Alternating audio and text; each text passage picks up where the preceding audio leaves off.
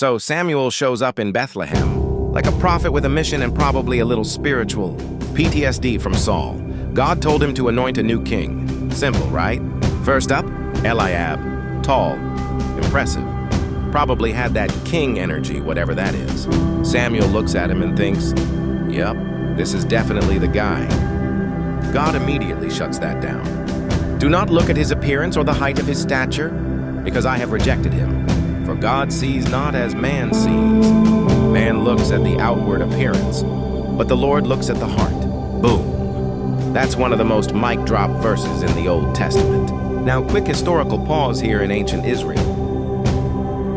Kings were expected to be strong warriors.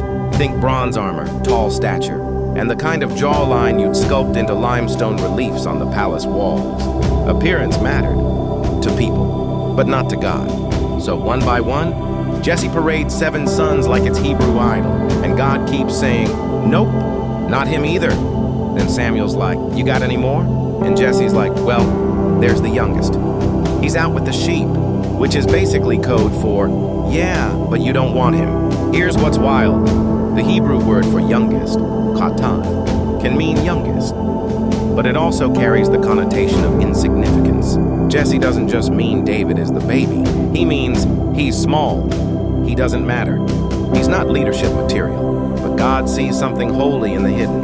David walks in, smells like sheep, probably has sandals full of pasture, and God says, that's him, anoint him. And just like that, Samuel anoints him in the presence of his brothers, which had to be awkward. From that moment, the Spirit of the Lord rushes upon David. He didn't earn it. He didn't compete for it. He didn't campaign. He just had a heart God could work with. And you know what's beautiful? God often builds his greatest leaders in the field, not in the palace. While Saul was focused on image management, David was learning how to protect sheep from lions. And that, apparently, is better leadership prep than we thought.